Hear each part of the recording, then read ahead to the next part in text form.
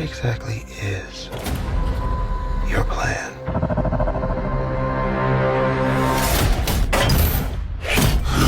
There's always a moment that I want to ask you about. Sure. And in this trailer, there was a moment that stood out to me. It was the moment where you jump off something, a platform, into the water. And I think it's the first time you've done an air run. We've seen you run in films many times, but we've never seen you do an air run. So just the perfection of it and the emotion behind it, could you break that down? That was high. Was it? I got up with that thing, I said, this is really high. It doesn't look that high in the shot. It was really like, I better hit the water correct, as I'm going and sprinting across into the water. But I mean, it's one of the fun things I like doing is I do jump off cliffs into the water. We'd go go camping at Lake Powell. But yeah, it was a lot of fun doing that.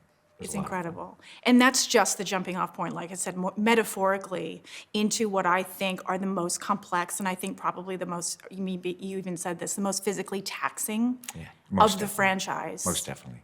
Of the franchise, of the things that I do, I mean, I fly airplanes and jets and motorcycles and all kinds of stuff. And I'm in my personal life, I climb mountains and I'm paragliding and speed flying. And this, when McHugh and I were going through it, we talked about submarines for a long time. We talked about aerial sequences, and I remember seeing them as a kid and really wanted to do that.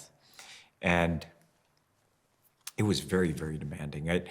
Figuring it out, we start out these things, and then we're in the middle of it. I'm like, okay, this is a bad idea. Where do I sign up? This is a bad idea. Where do I sign up? And then there was days where, we were in Africa. We had to go to Africa twice to get it, just because we released Top Gun Maverick in the middle of this. And, these films, it was 7 years in development. We made these movies through the pandemic and 2 strikes. And we ended up having to go back because of weather in Africa. But when it rained on days when I was like, oh my gosh, thank goodness. Like, my body can recover a little bit. It was exhilarating. It was intense, which I like, enormously challenging, incredibly painful at times. Yeah, I can imagine. Doing it. Every time you screen a film for the first time, I imagine you make films for audiences. I do. And the first big screening you had was in Tokyo, in IMAX, as it was intended, as your films are intended to be seen. So what is that experience like for you to watch it with an audience in that sort of a format? Well, it takes me back, obviously, to the first time I was in that country, or the first time I've been in these theaters. And it was always really important to me to travel the world and share our culture and our filmmaking. And so that's why I kind of came up with the red carpet premieres and global premieres and stuff to push that out for our industry. And being there in Japan with Q sitting next to me, as he always sits next to me as we're doing it, and the family, is off there, and the actors that were there, that was the first time they saw the film. Yeah.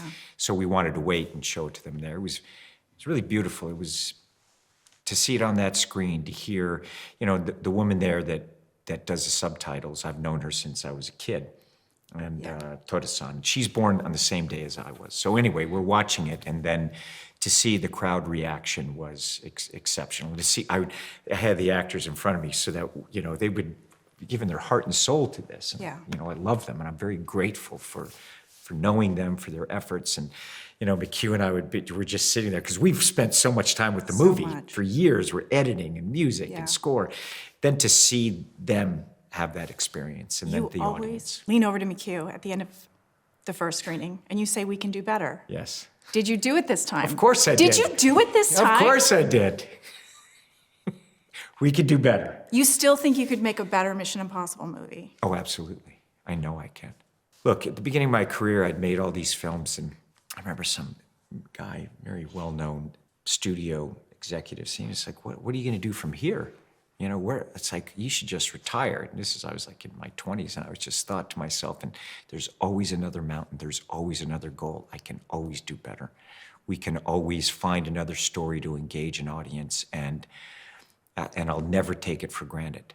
You see, and I think that, I guess, sometimes you ever reflect on your body of work, and yes, I can look at it and go, and I know I never took a day for granted, ever. And I never took for granted the audience, what I was doing, the people I'm working with, what I every moment, and that's how I feel. I know that we can always take a story and create something special out of it. It just takes that kind of intention and effort and know-how and just, you know, hard work to do it that I love doing. When they called rap on Ethan Hunt, what was that moment like for you? That was awesome. I was like, but, you know, we just know, like, we're just still working. For me, it's, you know, I'm producing these movies, so it's never that. We're always on to the next. Yeah. And I'm already, like, I've already shot a film with Alejandro Iñárritu, and Yes. McHugh and I are working on several films. So for me, it's always the next mountain to climb. It's, Yes. while I'm working on one film, I'm generally in post on the one that I finished before and prepping the next one. So it's a constant create, and I don't ever stop. The wing walk, you wanted Yes. to do it since you were 8 years old. Yeah, I was even younger. I don't know what age I was when I saw it. And I remember those aircraft and seeing them do it. And those aircraft, you know, were traveling a lot slower than Yeah. these airplanes. I mean, the Stearman, these are 80-year-old aircraft.